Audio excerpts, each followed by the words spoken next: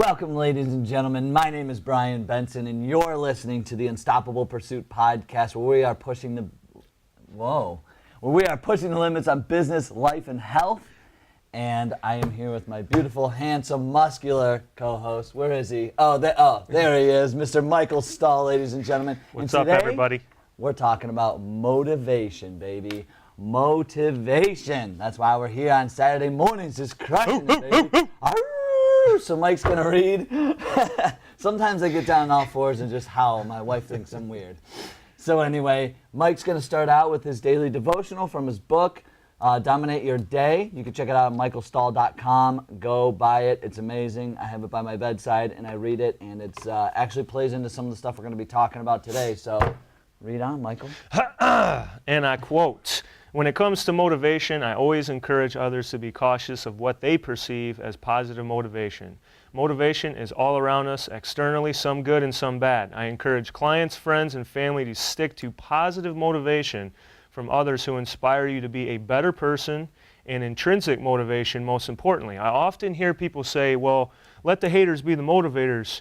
I am not a fan of this statement, as it is attached to a negative aspect. You should never base your motivation on external subjects, especially trivial third-party individuals and groups who may be committed to misunderstanding you. Or, on the opposite end of the spectrum, all the ego boosters. What happens when the haters and the accolades are all gone? You are left with a pretty weak sense of motivation and an inflated, soft ego ready to crumble. In reality, trying to prove the so-called haters wrong allows them to mentally own you and your actions. It would be better to look yourself in the mirror every day and compare yourself to the person you were the day before.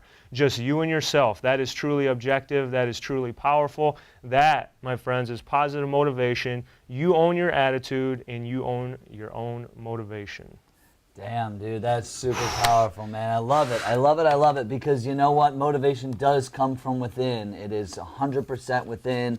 You can't let these outside resources or people or things, negative thoughts come in there and screw that up. So let's talk about how important motivation is and how we can kind of get there, Mike, and what's so good about it and why we need it, really. Yeah. I mean, I always use the analogy that motivation is like wood to a fire or it's gasoline to an engine. Like, you could have this strong skill set, but without motivation and the desire to better yourself, then you really don't have anything. You're essentially driving your car on fumes, which is not good for the engine. So it's extremely important to have that driving force of motivation, and we're going to talk about where it actually comes from. Yeah, absolutely. So I think, you did talk about intrinsic and extrinsic motivation, and I kind of want you to go into both of those, Mike. That would be like super helpful, and then I'll kind of talk about some of the why and the things around it. Well, what I typically say is, like, when it comes to intrinsic motivation, that's like, me waking up in the morning and finding out, what makes me happy and what my purpose is in life. Extrinsic motivation, there is still some good extrinsic motivation. Like, for example, like I would say, like if we watched, videos of Gary Vaynerchuk, right. To motivate us. But the other example is, let's say I was on the basketball court and, I was playing and I was motivated by the haters on the sideline. Mm-hmm. Like I'm focused on being motivated off of them. Well, what happens when those haters leave? Now who am I playing for? What am I playing for? Like, I have no motivation. So I always tell people, be careful. Use your external circumstance. If you're stressed out or you're unhappy, then channel that and use that to better yourself. But make sure that it's coming from within. Like, really, you need to find your purpose because, without your purpose, you really don't have anything to go off of. Yeah, absolutely. I think everybody has to wake up with something to get up and go do. That's the motivation, to wake up in the morning and go to work or go do whatever that is that you're so passionate about. And I think going back to the intrinsic and extrinsic thing, I think that extrinsic thing, like getting motivated by the haters, is such a short-term motivation. I think if you're in the middle of a game or in the middle of a situation, fine, like use it, but just understand that going forward, like that I can't even talk right now. It's a hard word to say. Intrinsic motivation is going to be for the long term, because at like you said, at the end of the day, it's just you and yourself. So you have to consistently motivate yourself and push yourself but you can use outside resources, sort of like you said, wood on like gasoline on like to the engine. Yeah, You can yeah. use that as, you know, wood in the fire for the time being. It's just an enhancer at the time, but you need to have that internal motivation more than anything. So, and I think going back to what you were talking about, the why, the purpose, like, you know, what is that? Is that success? Is that your family? Is that your friends? Like, where does that come from? What gets you out of bed every day? What gets you jacked up every morning to go out and perform your best every single day? That's hard to top what you just said. I mean, that was perfectly said. Like, I would say that motivation is something that you need to go back to daily. And then when we use the wood to the fire, that fire is only going to burn so long, and you got to put more wood into it. So again, you have to continuously put more into developing your own motivation intrinsically, so that what you said, long term, you know, the motivation isn't just lasting for a week. You know, that people fall off their health and fitness plans after a week or two because their motivation's gone. They were very motivated at the beginning, you know, so it's continuously going back to that on a daily basis and throwing wood in that fire to keep that motivation going long term. Yeah, you know, and something I just wanted to bring up, like, I am a fan of listening to Gary Vee. I'm a fan of listening to Brendon Burchard. I'm a fan of going to these motivational conferences, these Tony Robbins of the world. I get that. That is really cool and it's fun for the moment.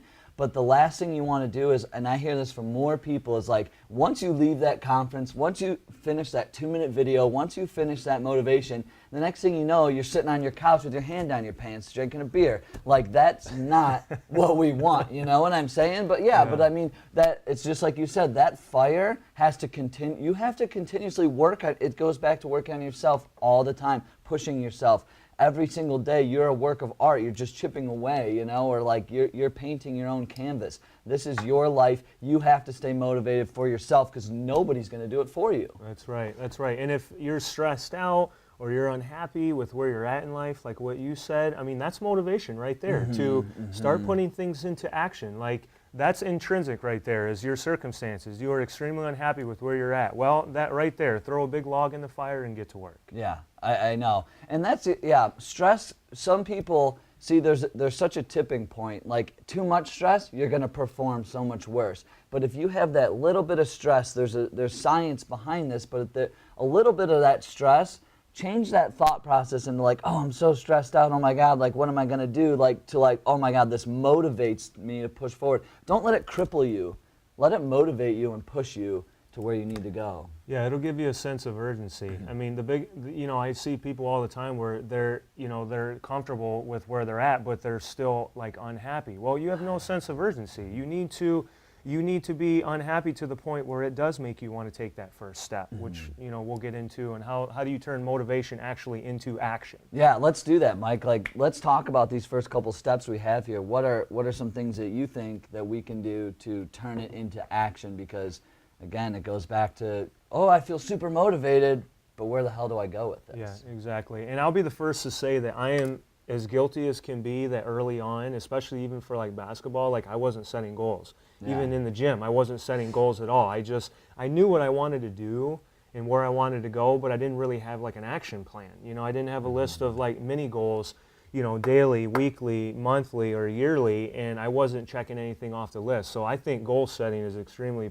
important from the get-go. Yeah, I think and it comes down to what you just said. It goes, you know, you have your yearly goal, then you move that down to your monthly goal, your weekly goal, and your daily goal. Because every single time you check something off your list, like it's actually going to sustain some of that motivation, because you're going to say, it's a momentum booster. Exactly. You got to build that momentum from the get-go. That's what I think is so important with motivation and turning it into action. Is once you start, you know, it's like rolling the rock down the hill. You know, like to get it up there, you got to keep pushing. But once it starts going, then you just got to go with it. You know, it's like a train. Like, yeah, the train right. starts off very, going very slow, and then it builds up pace, and a body in motion stays in motion. I also feel like with your goals and in the business life, if you keep taking action, you keep taking that next step, even if you don't know what it is, but just taking a leap of faith. Yeah. You know what I mean? You keep that momentum going. Like, I'm totally a momentum person. Like, if I sit and do nothing, like, dude, I sit and do nothing. You know what I mean? Like, I'm lazy as shit. If I'm moving, then I keep going, and it's easier to keep going. So again, like, motivation is like a freight train, man. Like, you know, keep that shit going. Yeah, no, I totally agree with you. Like that first step, like pushing that needle forward every single day. Like that's just like what my thought process is. I don't know if that helps anybody else at all, but like I always think like what's like one thing I could do every day to like push the needle forward in my life, like whatever it is. Maybe it's a business thing, maybe it's a health thing, maybe it's, you know, just simple life thing, you know, maybe it's a relationship thing. What can I do every single day to like just push the needle forward? And I feel like pretty accomplished at the end of the day. Yeah, I mean, personally for me, I think that there's been numerous times where I didn't know what the first step was. I mean, honestly, I didn't know what to do, but I knew like what the end result was that I wanted. So I'll use my book for an example. Is I didn't know how I wanted it to be really structured and what would go first, what would go last, but I just said, you know what, a logical first step for me is I'm just going to write. Yeah. I'm going to write. You know, I'm going to take that first step. Even though I don't really know what I'm doing or, you know, the intricate details of it, I'm just going to take that first step, break the ice, and get that momentum train going a little bit. Yeah, I think because either way you're producing an outcome, whether it's not an outcome, whether it's, Exactly. you know, like, and so even if you take action without knowing where it's going, at least you're pushing something forward where it will turn into something. Look, it turned into a book, man. I mean, you wrote a book, you're an author, like, but you didn't know where it was going. Right. You're just like, I just need to start this, and it turns into an awesome book. So I think that's really cool. I like the quote, and I don't remember where I heard this from, but you know, I may not be sprinting, but I'm still lapping everybody on the couch. Yeah, you that's know, exactly it's just right, basically, dude. It's like, listen, even if you don't, you know, I also heard a quote saying like, you know, start saying yes to things, even if you don't really know what to do, and then figure it out. Like, don't say no to an opportunity just because you're uncomfortable and it's out of your comfort zone. You know, majority of your growth happens when you're out of your comfort zone. Exactly. Yeah, you got to live in the growth zone, and it's that growth zone, baby. Yeah, baby. It's about that ready, fire, aim attitude. It's like, you know, okay. So yeah, it's that just screw it, just do it. Richard Branson says that all the time, and it's just like, just take action and stay in, because once you start, let's go into this, Mike, actually, because this will go into where we're going. How do you maintain motivation?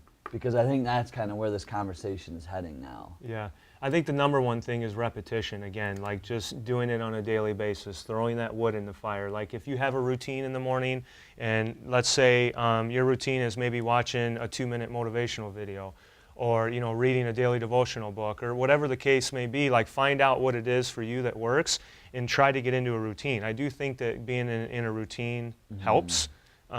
You know, just maintain that daily motivation. Yeah, and I think what you're talking about too is having that repetition of like positive self-talk and reading things and listening to positive things as much as you can. But the first thing you should do every single morning, and you know, I've listened to a lot of professionals and coaches, and you're coming right out of your dream state. So immediately, the first thoughts you have in the morning are going to be how your day is going to run. So you need to do something positive immediately, like turn on some, you know, powerful music that gets you pumped up, turn on some, you know, whatever, Gary Vee, read part of Mike's book, you know, do something. And then at night, do the same thing. Look at yourself in the mirror and tell yourself, I am awesome, I'm this, I'm successful, I'm wealthy, I'm good looking, whatever that is. Do that so you go to sleep with that positive, motivating thought. Like, and if you even just say to yourself so many times over, like, I like myself, or I'm motivated, your brain will start releasing these things, these neurons that will start to say, you know, that's how you're going to act. How you think and feel is the way you're going to act. Yeah. I mean, it's not like we're telling people to go out into public and, you know, say, oh, everybody, I'm so great. Yeah. Like, you know, we're not asking you to be conceited, but, like, it's okay, like, when you're at home to, like, literally look in the mirror. Pump yourself up. Yeah, talk yourself up. Like, tell you how great you are, you know? And for me, like, surrounding myself with people, like-minded people, like you, like Brian, that motivates me, you know, that I feed off of the energy from the people in my life that I surround myself with to better myself on all levels. Mike, you bring up, that is such a great point, and I do want to dive into that for a second. It's like, you are the average of everybody's heard this, you're the average of the 5 people you surround yourself with. So if you're hanging out with people who are like not motivated, kind of just sitting around, lazy, chances are you're going to start falling into that realm of laziness and things. Like, you need to be around go-getters, the people that are going to push you, people who are better than you at a lot of things. You have to.